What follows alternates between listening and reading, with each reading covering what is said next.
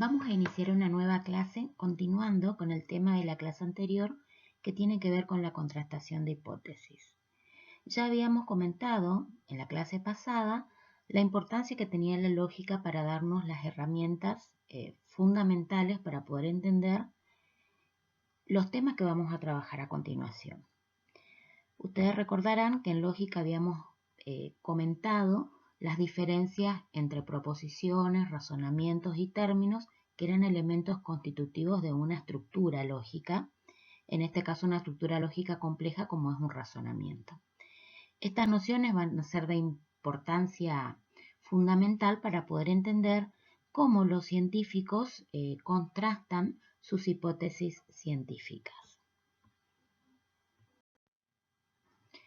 Recordaremos que en la clase pasada habíamos comentado acerca de que la idea de que una hipótesis era un enunciado. Un enunciado o una proposición. Entonces, en tanto tal, esa hipótesis está constituida por términos. Recordemos que los términos nos permiten nombrar las cosas. Sería como la unidad mínima de una proposición. Recordemos que una proposición era una relación entre términos y que íbamos a tomar como sinónimos la palabra enunciado con la palabra proposición. Pero que dentro del lenguaje científico, los científicos prefieren hablar de enunciado, aunque es la misma idea de proposición. Bien, toda teoría científica está constituida por un conjunto de enunciados que se relacionan en un determinado orden jerárquico y a su vez esos enunciados están constituidos por términos. Una teoría científica de alguna manera ha resistido y se ha mantenido a través del tiempo a través de algún procedimiento de justificación.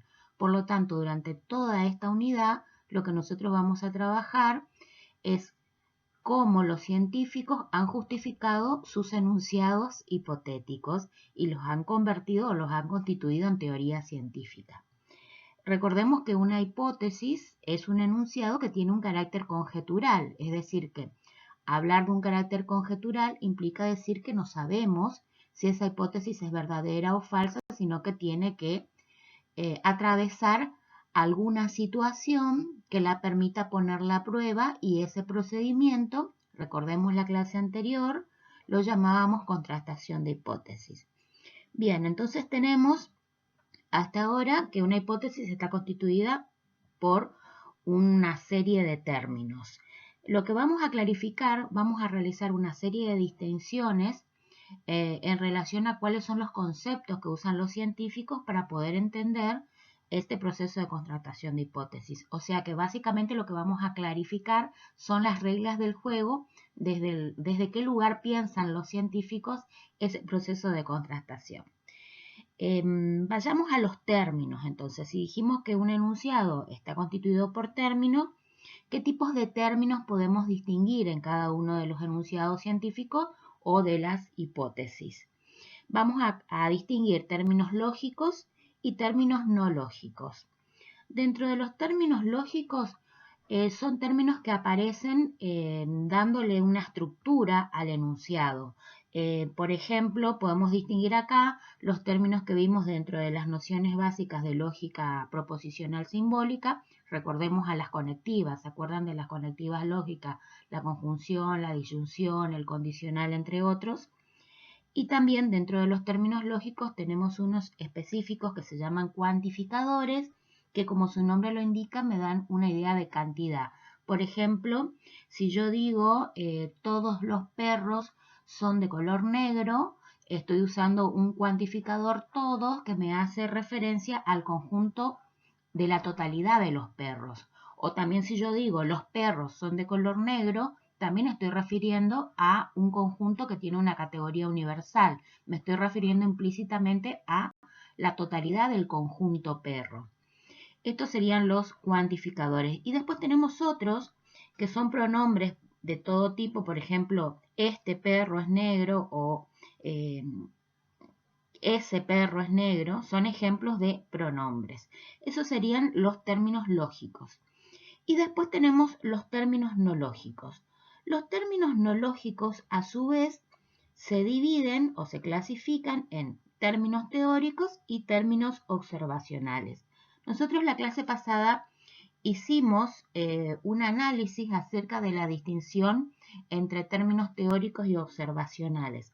Recordemos que los términos observacionales hacen referencia a entidades observables, es decir, que entran dentro de la categoría de término observacional cualquier término a través del cual nosotros podamos acceder empíricamente a esa entidad. Es decir, que esa clasificación, esa distinción es lo que me permite definir un término como observacional.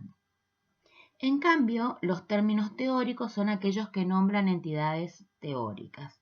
Decíamos que son aquellos que tienen carga teórica. Esta distinción de términos lógicos y términos no lógicos y entre los no lógicos, teóricos y observacionales va a ser sumamente importante para que nosotros podamos distinguir y clasificar los distintos tipos de enunciados científicos. Vamos a ver entonces en la próxima imagen cómo se organizan a partir de estas distinciones. En esta imagen tenemos la clasificación de los enunciados. Esta clasificación tiene que ver con la vinculación de dos criterios.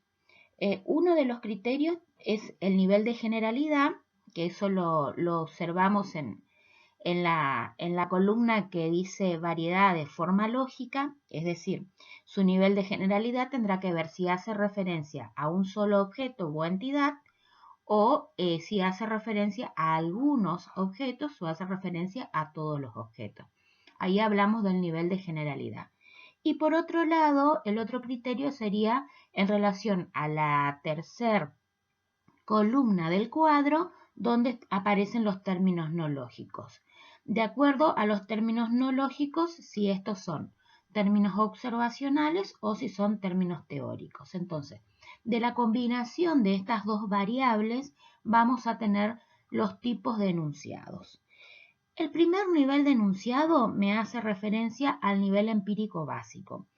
Este tipo de enunciados tienen la característica de tener, por un lado, sus términos son todos observacionales y a su vez puedo distinguir enunciados empírico básicos singulares, que son aquellos que se hacen referencia a un solo objeto o a una sola entidad.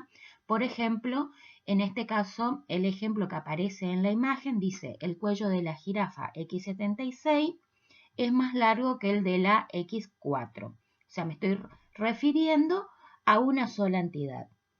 O también vamos a tener enunciados empíricos básicos llamados muestrales.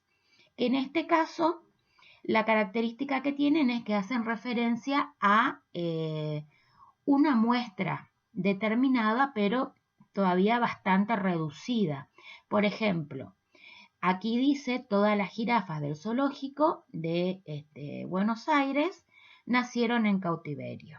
Entonces es un enunciado empírico básico muestral porque hace referencia a una muestra que está limitada, que está acotada en este caso al zoológico de Buenos Aires.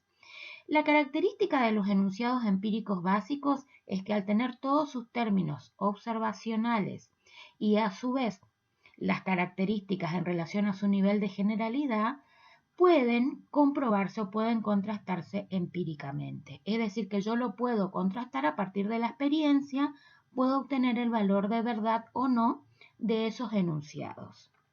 Vayamos ahora al otro nivel. Nos encontramos en los enunciados que se llaman generalizaciones empíricas. Aquí ya cambia, como la palabra ya nos da una pista, ¿no? La denominación generalización, ya tenemos otro nivel de generalidad. Vamos a encontrar generalizaciones empíricas universales, por ejemplo, en el que aparece la imagen, el ejemplo, los cerebros de los monos son más grandes que los de las ratas. Yo me estoy refiriendo a un conjunto con un cuantificador ahí universal, me estoy refiriendo a todos los cerebros de los monos y digo que estos son más grandes que los de las ratas. Otro tipo de generalización empírica es la de tipo estadística, en donde a partir de este ejemplo dice, la probabilidad de sacar un número par en un dado es de 0,5.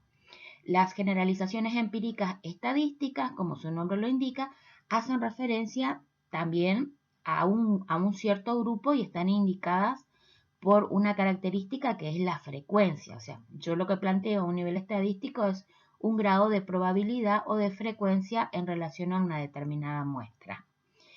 Y por último tenemos las generalizaciones empíricas existenciales que se caracterizan, las vamos a identificar porque aparecen con este término al inicio, como vemos en el ejemplo, existen mamíferos que ponen huevos. Estos son los tres tipos de generalizaciones. Tenemos empíricas, generalizaciones empíricas universales, generalizaciones empíricas estadísticas o generalizaciones empíricas existenciales. En relación al valor de verdad o la puesta a prueba de estas generalizaciones, a pesar de tener todos sus términos observacionales, no podemos comprobarlo, no podemos hacer una comprobación empírica directa. ¿Por qué? Porque, por ejemplo, en la primera, en la generalización empírica universal, donde yo digo todos los cerebros de los monos son más grandes que los de las ratas, se dan una situación muy particular, en el sentido de que yo podría conocer, digamos, si este enunciado es falso porque bastaría la presencia de una sola situación en donde no se cumpla este enunciado para demostrar su falsedad. Pero no puedo demostrar su valor de verdad.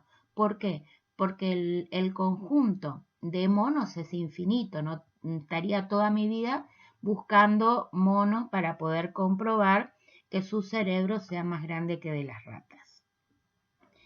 Veamos la otra contrapartida. En el caso de las generalizaciones empíricas existenciales, donde dicen existen mamíferos que ponen huevos, se da la situación inversa.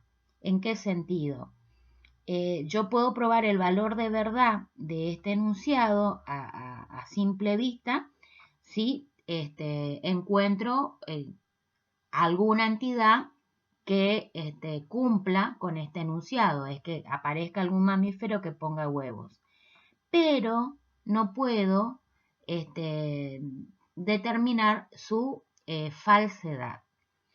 Y en relación con las generalizaciones empíricas estadísticas, no se puede dar ni una cosa ni la otra. Es decir, que solamente me puedo manejar en un grado de probabilidad. Ahora, frente a esta situación, ¿es posible determinar de modo directo el valor de verdad de las generalizaciones empíricas? Y vamos a decir que no, de modo directo no.